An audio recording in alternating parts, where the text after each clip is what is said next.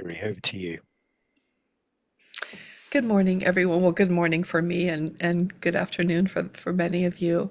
Again, I'm very grateful to be here to share drawing with you. And let me just let Fran in.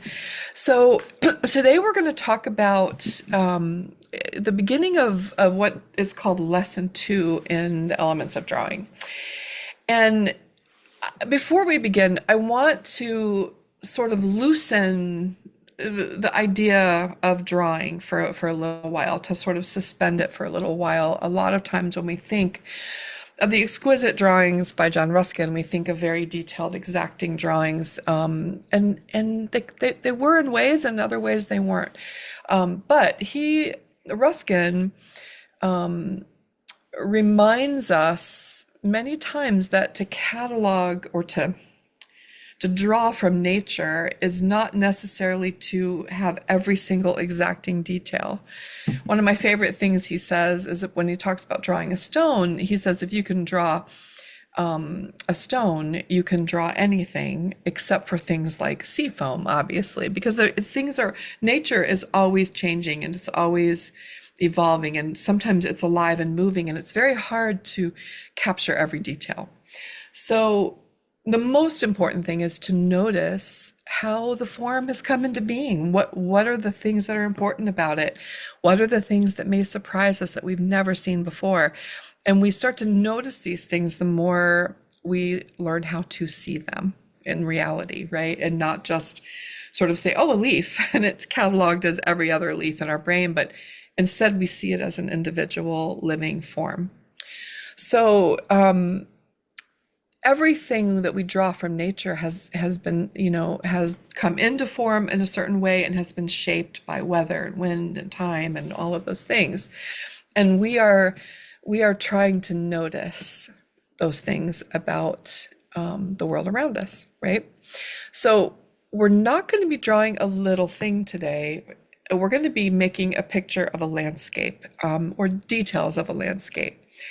And we're going to do that with very simple and deliberate marks. We're not going to try to capture things exactly as they are, but sort of as they unfold and the directions they grow and the way they move and the way the land undulates and all of those kinds of things, the way the land moves, right? And the way it comes into being. So you don't, so, sometimes when we're presented with a big thing, we freeze a little bit. How in the world am I going to do that? There's so many different layers to this. There's so many different things to go on. What do I put in? What do I leave out? Right? Where do I even begin? So those are the kinds of things that we're going to talk about today. There's no specific right way to do this. There's no like end result that we're looking for.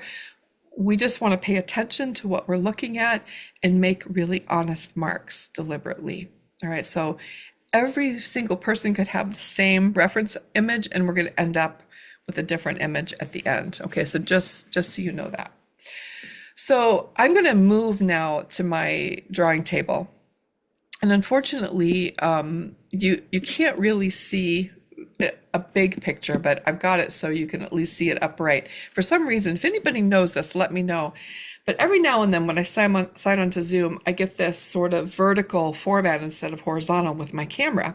No matter what I do, I can't seem to get it to change. Sometimes it's perfect, sometimes it does this, and unfortunately, today it did this. So if anybody knows about that, put it in the chat so I can figure it out. All right, I'm going to move. I'll see you over there.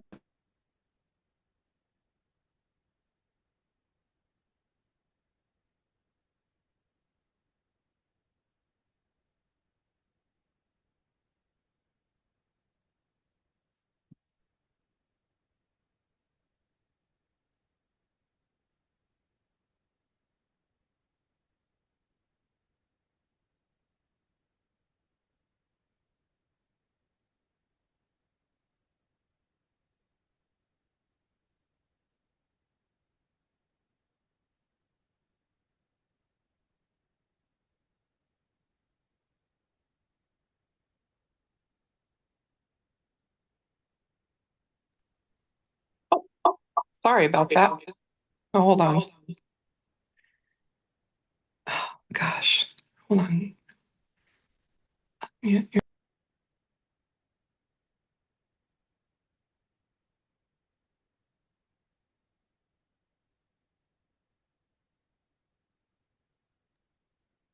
Somebody has an answer in the chat. Yes. So, Kateri, can you hear? Because you're muted at the moment on this. Okay, now There. can you hear Yeah. me? Yeah. Okay, great. All right. So, just to say, So George Breeze in the chat has written, try unlocking the screen orientation lock, rotating the camera so it's landscape, and then locking the orientation again. I don't know where to do that though. Okay. I think, well, that's something maybe to, Yeah, I um, can look into it, but yeah. thank you. Thank you. Thank you, George. Yeah. Okay, thank you, George. All right. So I sent out, or I had Simon send out some reference images, and I'm actually going to pull those up so I can look at them. Okay. So I sent three. One is of Brantwood, of course, but the other two are just sort of mishmash um, images of gardens that were just on the internet. So the first one is called Garden Image. It's got some wooden planks going in one direction, and then it's got a bunch of different kinds of foliage, some trees, some flowers, all sorts of things, some furniture in the background. Then the other one is called Brick Landscape, is the front of the house with many different kinds of plants. First of all, nobody's going to draw all of this today, right? So um, it is fine if you only get to a little portion of this. I think it's fine to use pen or pencil, whatever you feel comfortable with for this. I'm just going to use a pencil. Um, and what we're going to do is we're going to move around any image you choose. It's up to you. I think I'm going to choose the brick landscape.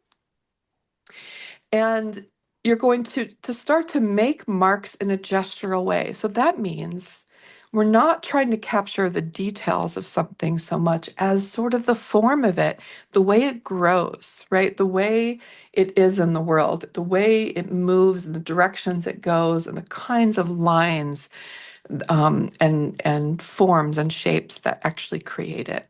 So in a way, we're suspending what we know about the plant and we're just really looking at the way it's formed. Okay. So if I'm looking at the brick landscape image, for instance, I can start in the foreground with those kind of spiky, sagey green plants. And I'm not going to draw like a circle and start to fill in forms. I'm going to look at it and say, how is this plant growing? Well, it's kind of growing from a center area. And excuse my hands, they're really painful too, so they're very shaky. Um, so they start in the center, right? Like a little bit of a darker area, and then they come out with little spiky lines, right? They move upward this way, right? And then they start to move straight out to the side. They start to come straight forward and down, and they kind of fill this space with these little short expressive lines. So I can start here and just sort of express how this plant grows. In the center here, right, we see a couple shorter lines, but we also see some light bits kind of coming through. So I can use my eraser and I can be very careful and sort of fill in around so I get some light areas within that dark area. So it looks like there's light pieces and then that would continue on as a dark piece, right? And I can just keep adding little little lines, little marks that sort of create the shape of this. My drawing is going to be really haphazard today, and I apologize about that. But there are just days that are like that for me.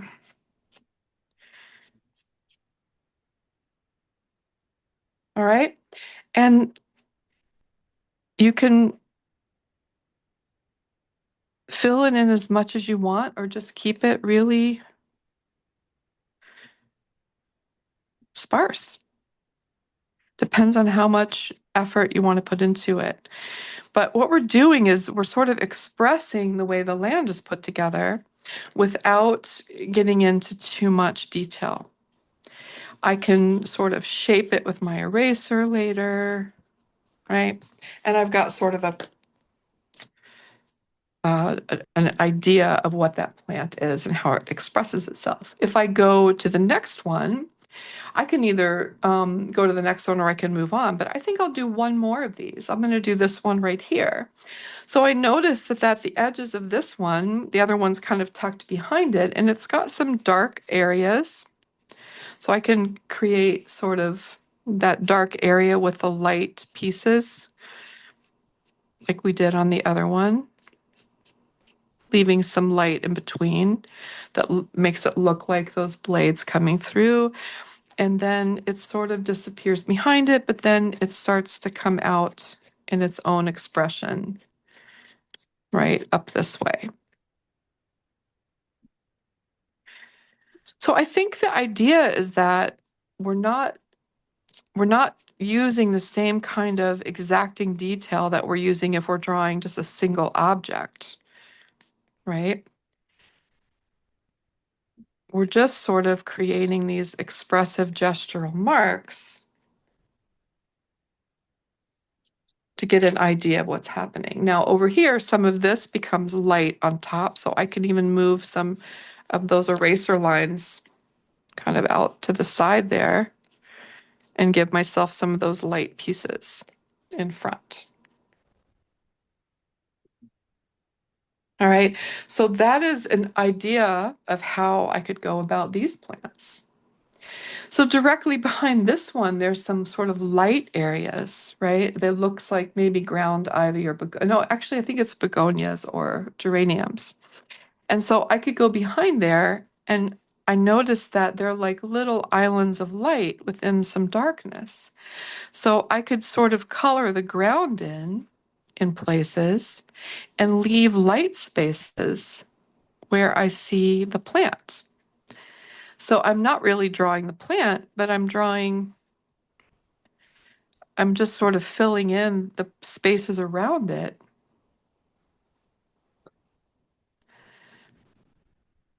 with light. I can barely hold my pencil today. This is crazy. Um, I don't know if anybody else here has rheumatoid arthritis, but it's very strange sometimes when you can't hold a pencil, when you're used to holding a pencil every day.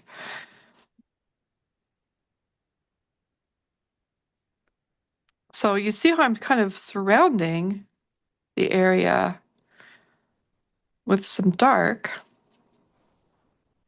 and leaving the light for this plant. And then I could actually go in and pull out some individual leaf shapes. So it gives the idea of this light plant within the darker area.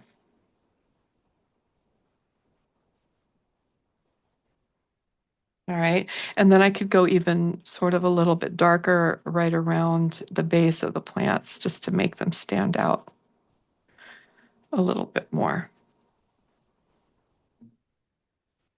So I'm just giving sort of an expression, right? An idea of how this is formed. And if I go a little bit down this way, there's like a light rock. And so I could just kind of surround that and put a little bit of dark around it. But then I have these beautiful sort of blades of grass. How do I do that? They're so light, right? Well, I could come and I could use my eraser again in the same way, or I could just leave little spaces, right? And sort of draw the outline of them and then fill in lightly around them.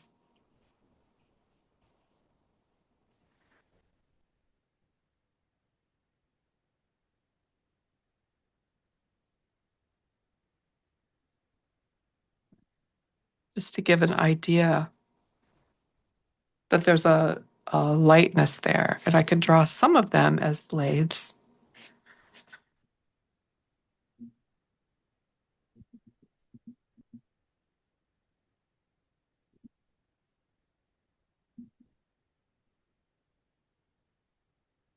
And some of them become just light areas behind that are attached to blades. So you can kind of see how the negative space, which is the what's behind to make it light, right, becomes the actual shape of the item. I hope this is making sense. All right, so I'm sort of getting this feeling of an area with all sorts of things going on, right? But I'm not necessarily drawing every detail. These are just kind of squiggly little marks. Over here, there's a pot. So I could draw the shape of the pot that I see, right? And then fill it in with some dark.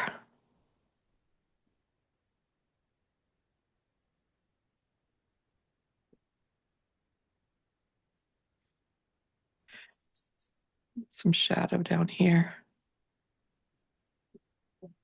Right. And then there's foliage coming on top of it. They're kind of rounded leaves, right?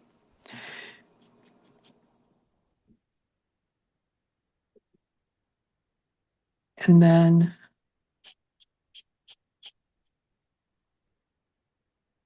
it becomes something else. And then behind it are some grasses that are a little bit bigger, that kind of bend over. And then they are heavier on the end. I'm really sorry about the quality of my drawing today. All right.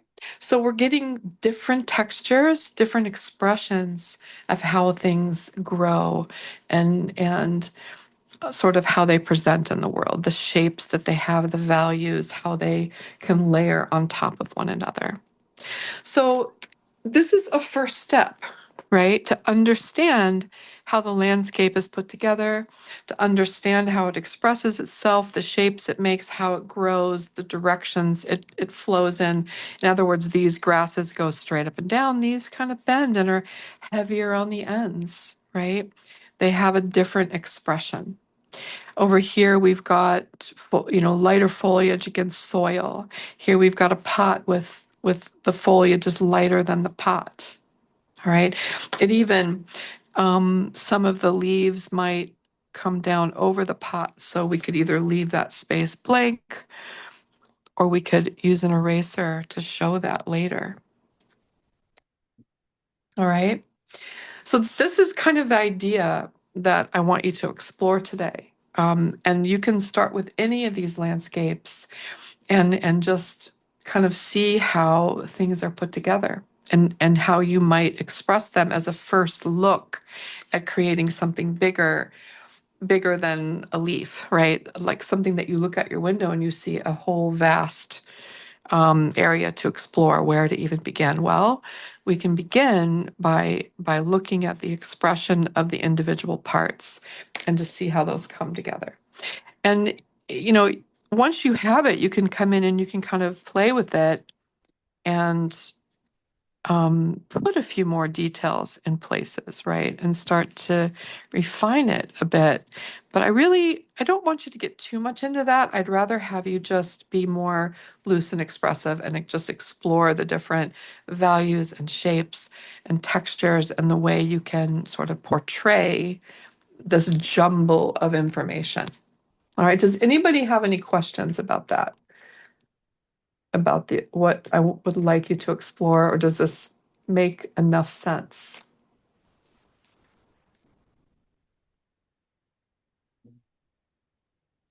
I hope it does. Okay. You should So probably let's assume, just yeah, no, draw. yeah. Go ahead, Simon. Well, I was going to say you should probably assume that silence is a very good sign that people are in flow already. Yeah. Okay, good. Wonderful. That's what I want. So yeah, just let's just spend some time. It's 9:30 my time, so 2:30. Let's just spend about a half an hour just exploring the reference images, exploring these techniques. All right, and then we'll meet again. Hmm. And along the way, if you have any questions, just let me know.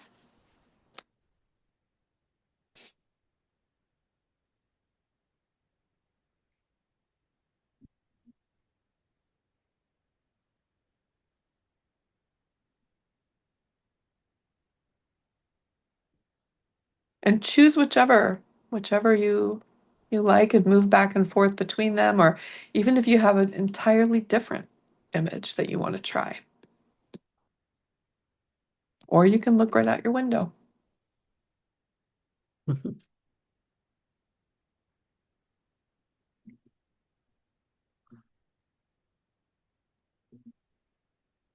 If you're trying a tree, just look at the basic expression first. How is it moving up and down? Where is it dark? Where is it light? What shapes do you see? What's in front of it that you need to reveal?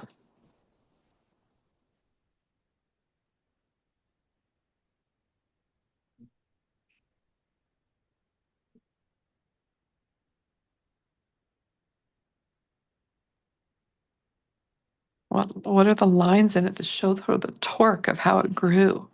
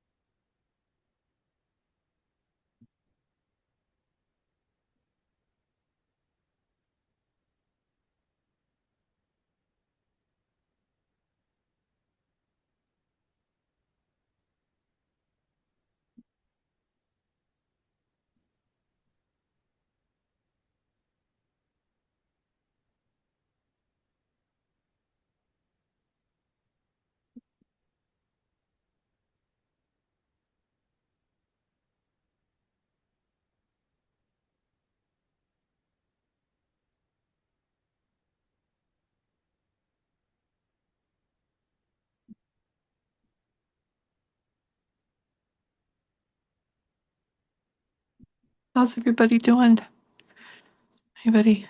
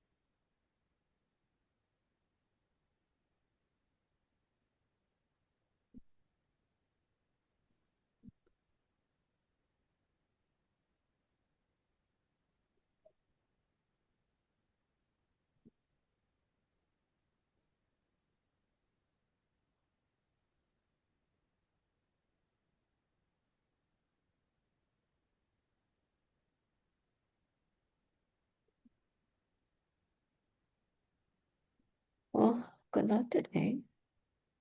I'm sorry, I can't hear. Go ahead.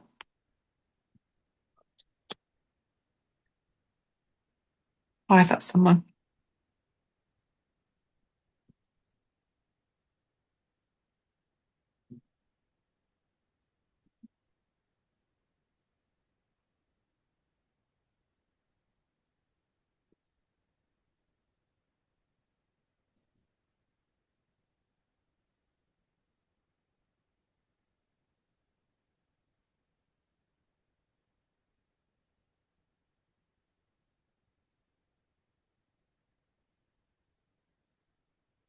Just want to point out, like here, when I move over here, I'm using darkness, negative space to create the shape of the leaves. So I'm not really drawing the leaves, but I'm shading in the area around them to give, so these are very different than these, right? And I can just shade around them to show that. And I'm not really putting any detail in. It's again, it's just the shapes and the shadows. But it creates this very layered, intricate sort of look as you go along. Um, and it's really enjoyable actually. I'm trying to if you have a really nice sharp eraser, it's great for the like these tiny white flowers that are in front of the tree trunk. You can just kind of dab at your paper a little bit to get that effect.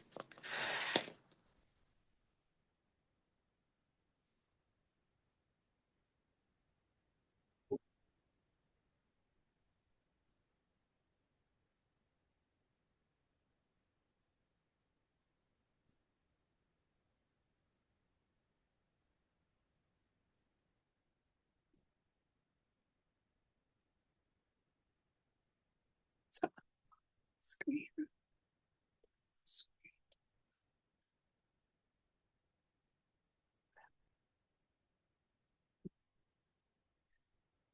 Mm,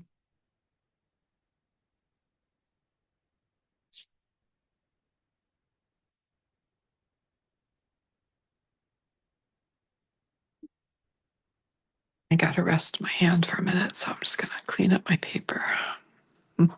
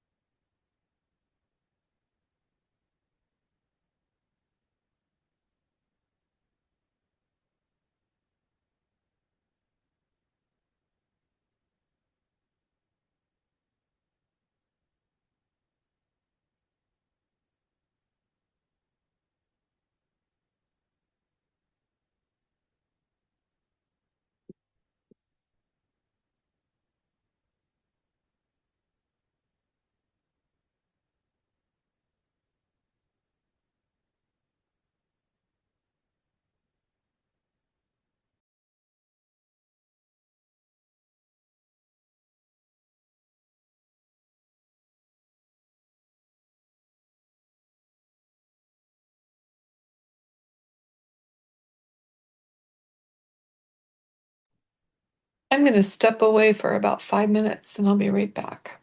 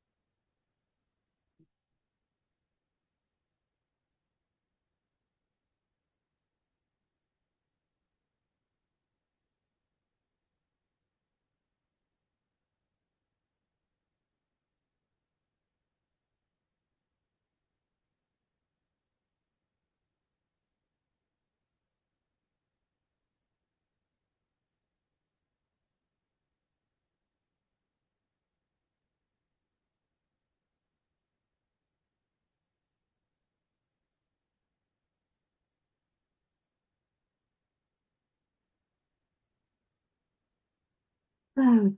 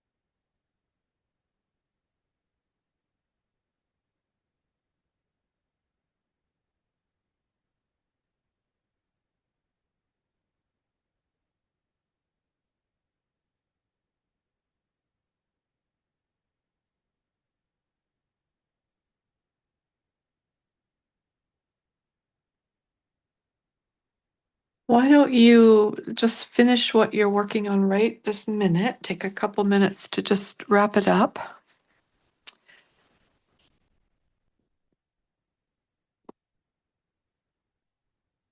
And I'm going to go back over so I can be on camera and talk to you and show you a couple things.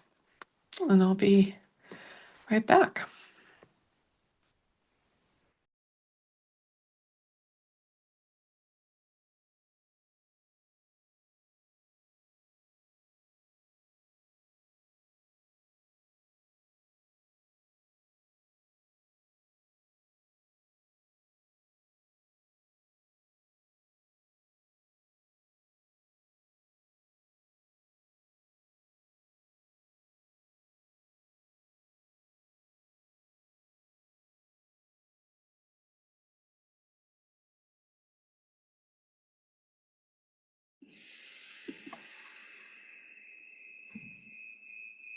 Oh, hold on.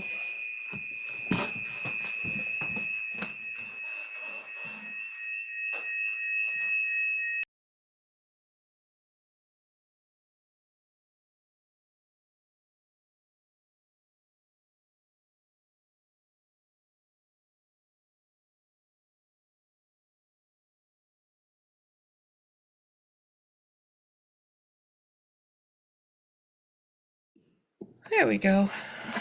So hopefully that was enjoyable. I am going to just show you a couple things really quickly. I'm going to share my screen.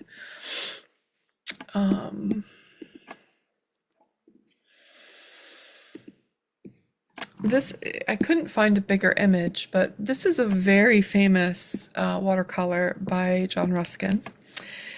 And I just want you to notice, I wanted to show you this after, so you had a little experience. Notice all the things that are happening here and how he went about it, right? Sort of painting around the lighter shapes, adding, textures. There's nothing terribly realistic about, I mean, like ultra detailed about this. It's mostly shapes and values, and of course color in this instance. Such an amazing painting that looks very intricate and very real. But if you look at how it was put together, it's not that different from what you just practiced, right? It would take a tremendous amount of practice to get this, accomplished at it. But you can just see how it's put together in a way, and how he really used the direction of things and the shapes and the values to create this very layered textured look. So you can Google this image if you don't have, a facsimile of it in a book or something, and maybe even try to replicate a little bit of what he did here, especially if you're a watercolorist. It's a really good exercise to try. So it's like we want to forget what these individual components are and just focus on sort of the expression of them, the direction they grow and move and rise up from the land. And of course their value. I particularly love the way he handled these ferns. Kateri, Really, can really, you really beautiful. remind us what this work So is they were called? not an afterthought. Those were planned, right? When he's adding the rocks and stuff around them to create them. Okay. Kateri, if people want to So find I'll just that, hold up mine. I just, just sort of played with both of those reference images and just kind of moved along to see how I could create sort of a semblance, at least, of what was in front of me, and just kind of understand the way the landscape was put together, the way it grew, and the way it was formed. All right. So again, it takes practice. It's a really great way to start if you're looking to create a very realistic landscape painting. This is a great place to start to learn how to put that together. And then you would just build on that the more practice you got at seeing and executing those shapes and textures and values on your page. the easier it's going to be for you to tackle a subject like that. So it's just kind of bit by bit, right? Not sort of all at once with the big picture, but just kind of learning how those things fit together. So that's enough from me. I want to hear from you all and your experience with this. If it was frustrating, if it was fun. Oh, rocks and ferns. Yeah, that's what. Yeah, great. Let me see Yes, that. thank you, Cleona, for finding it in the chat. Yeah, that's a great image. So you can save that image even, and then try to try to replicate it a little bit.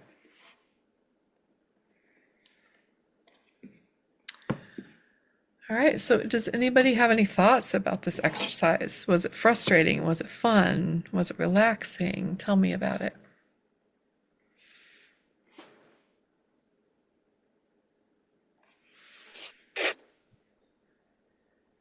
For me, it was surprising because I never would have guessed I could have gotten through something as complex as this. So just having you demonstrate where to start and give it a go, and then just move from one area to the next was really surprising. That wow. So this is what I ended up with.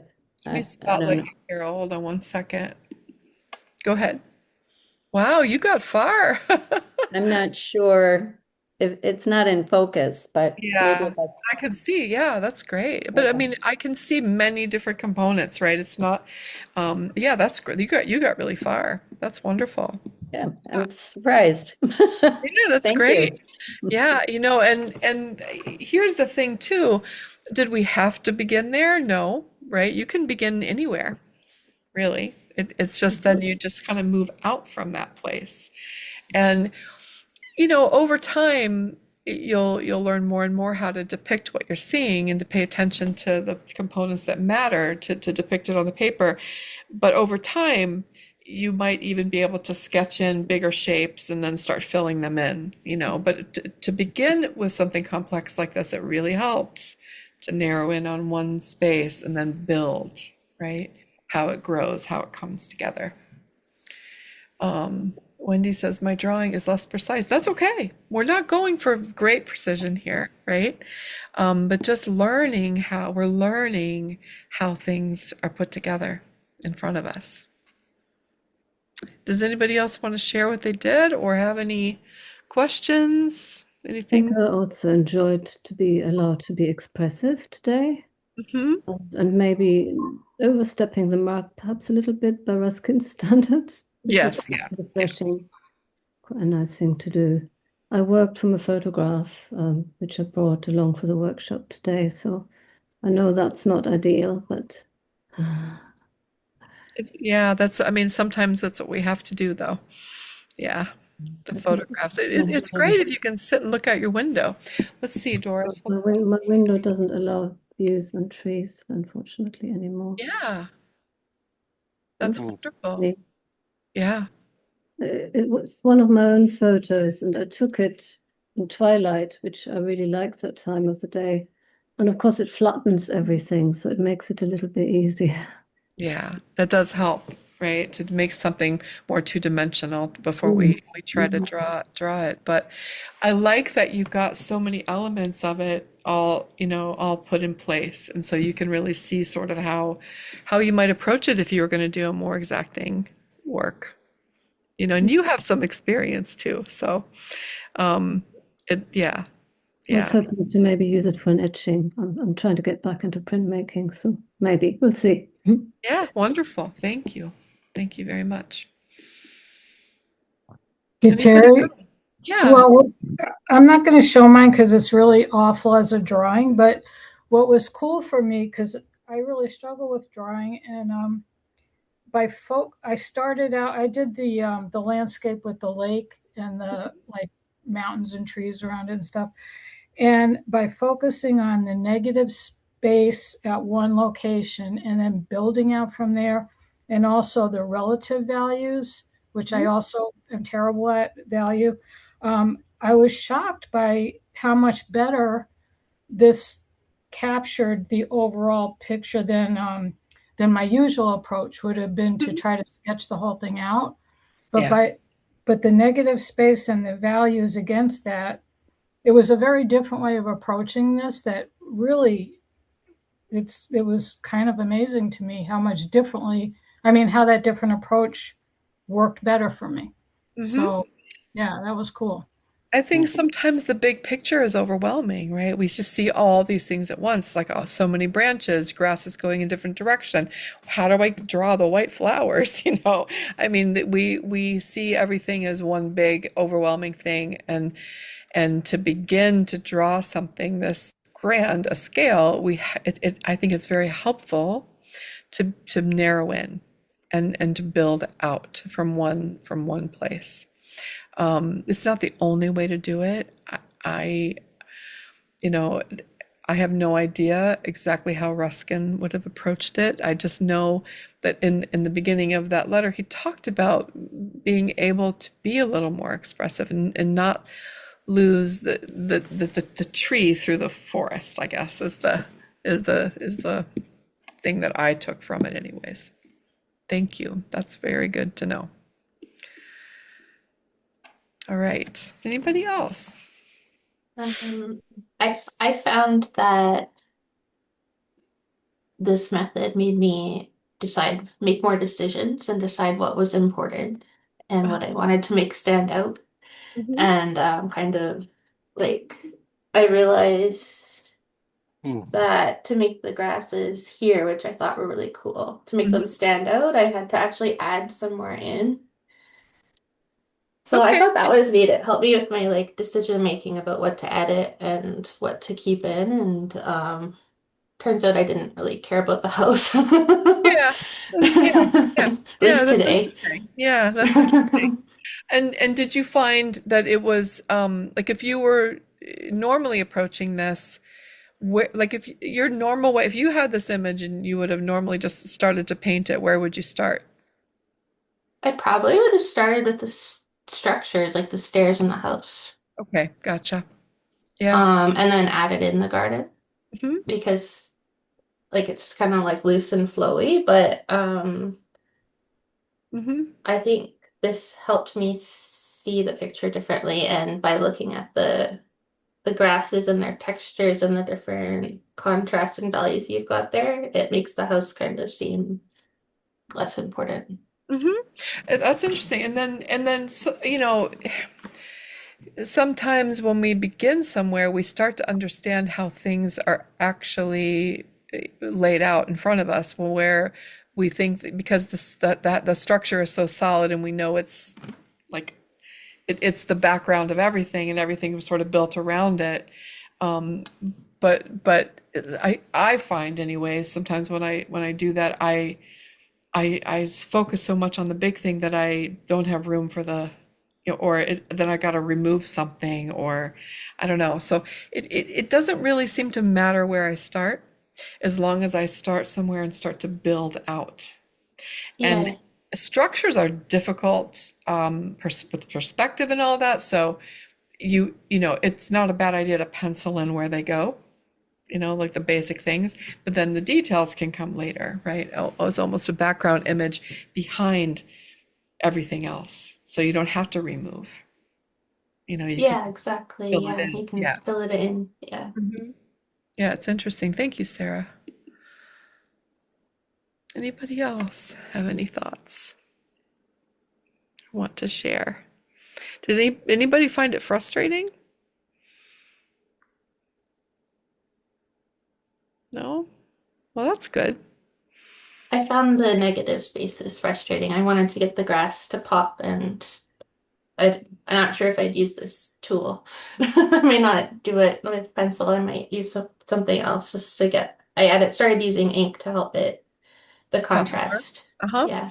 And it really helps to have a really fine eraser. Yeah, I was just using like one of these erasers, so I Yeah, don't have that the stick that's the eraser. key.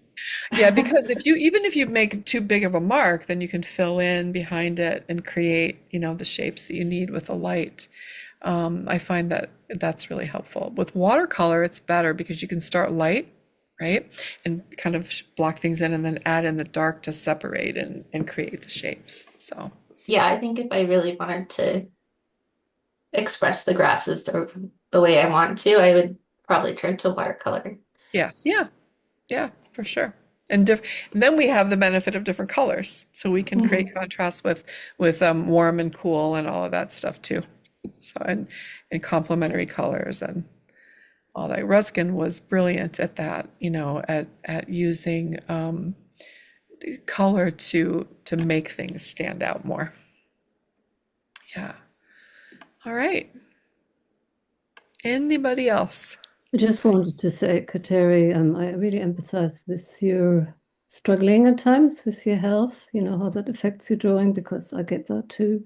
I'm sure a lot of other people have that experience. So when you were asked about frustrations, I had to say I was very impatient today because, sometimes I can be really patient, but it made me very impatient in my mark making. Perhaps Yeah. a bad thing. It's been really interesting because my hands are, I mean, and there are days where I really can't even hold my pencil. It's like I can't get a grip on things. It's hard to explain, but it feels just like it's like just dangling from my hand. It's frustrating, right? But I'm learning to give myself a break and that I can still do it. It doesn't have to be perfect, right? It's just I can still enjoy the process and I'm still learning to see something just as well as if I didn't, as if I were, even if I'm not drawing it perfectly, I'm still learning. So it's been a good lesson for me. That's a good statement. And I think, not that I want to monopolize, but just to reiterate that, I mean, although I was drawing from a photograph, I really only noticed something through the drawing which Ruskin preached somewhere in one of his letters. That's And right. that is that all these kind of finer branches and all the leaf bits, they're only at the end of the tree and not all over the tree. Mm, But there's no light getting to inside the tree bits, so there can't be any leaves. And right. that became quite clear when I started to copy the ash. I could see the dieback areas in it and could see how it's getting more busy towards the end bits. So I've learned something about the tree today. Yeah. No, for that he is so right about that. That's the main takeaway from me from that entire book, you know, is that by slowing down and paying attention and really seeing something, we learn so much more about it and we care about it more. And drawing is the perfect tool for that. It's the perfect vehicle for that. So we're lucky that we can take the time to do this. All right. Kateri, I've just got one quick question, which is about scale and whether what I've been struck by today is, you started with that point of Ruskin saying, if you can draw a stone, you can draw anything. And I was struck by when you're starting to look at a bigger, like a landscape of any scale, whether feels like there's a real value in, if you like, switching off the part of the brain that is starting to worry about scale, of thinking, oh, I've got to capture this mountain, I've got to capture this garden, that by simply starting in one place, drawing what you see there, in a sense that the scale will, some level, take care of itself. That would I be as think true the marks on a pebble as it is at all. that's right. And for me, that is true. I mean, some people have a natural sense of proportion and perspective and all of that. But I think the key is the more you do it, the better you get at scale, right? And the better you get at judgment of proportion and things like that. There are times where will start somewhere like that, and as I move along, I realize, oh wow, I made that area way too big, and now it's going to be totally off. But I think the more we do this type of thing, the better we become at it. So even when we want to start with everything sort of laid out on the page, we're just better at it the more we do it. It's all about learning to see the proportions and the relationships and the values and the shapes and kind of overriding what our brain knows, right? Yeah. Yeah. Okay. Using our eyes instead of our brain. I mean, Yeah, we yeah, need our brain to exactly. use our eyes, but you know what I Sure. mean. Yeah. Yeah, yeah. Mm. Yeah. At least for me. I mean, everybody um, I mean, I've seen amazing, amazing drawings that are completely laid out and sketched in and used, Mm, measurements and everything, and that works too. But for me, this is the way. yeah. Yeah. Thank you. I think we're done for today. Would you agree? Um, so I want to say a huge thank you to you, Kateri, for leading us again. And as Doris pointed out, and for being with us, however your hands are behaving, just modeling that, which is there's nothing that stops me seeing and making a mark. And that is, in the end, what Ruskin hoped we would do. Um, and I'm so struck also, unavoidably, should say it's the anniversary of his birthday tomorrow, Oh, uh, February the 8th. So it's a rather special weekend. The Ruskin Society in London are meeting today. A lecture from Thurson, who's one of the great Ruskin scholars. Um, this is always quite a significant weekend. And also, of course, we all know that Ruskin uses the extraordinary eye and hand that he honed as an art critic to turn and do the same society. And I think it's fair to say on both sides of the Atlantic at the moment, there are many people who are having to be very brave to say what they see in a plain way. Ruskin's great statement. mm, And so I've been really struck today while we've just been doing something very uh, intimate and personal in this collective space. We're also honing our capacity to see, say what we see. In yeah. this case, we're doing it hand in eye, but of course, we're also having to do it in our lives, societies, and our politics. Um, yeah, Yeah. I think more that Ruskinian. I think that the ability to see reality and speak it plainly is, wow, more important and more important every day. So, and to be able to discern what is real, and this practice helps that too. So yeah, Yes. it's really very, very important. And it's also important to notice and celebrate beauty. Mm, We have to yes. keep sharing that as human beings. It's really, Yeah. really important to not forget that. When we get so swept up in all the ugliness, I think it's even more important to notice and point out beauty. So, And on that note, thank you all for coming today and being with us. The next session will be on the 7th of March, same time, same place. The web page that I put the link into the chat much earlier on will always have the next Zoom link for the next session and any notes about that session once we have them. So, and also that is where we put the links to all the recordings. So I will be uploading the video of this session as well. So thank you all. I'm going to close the recording now.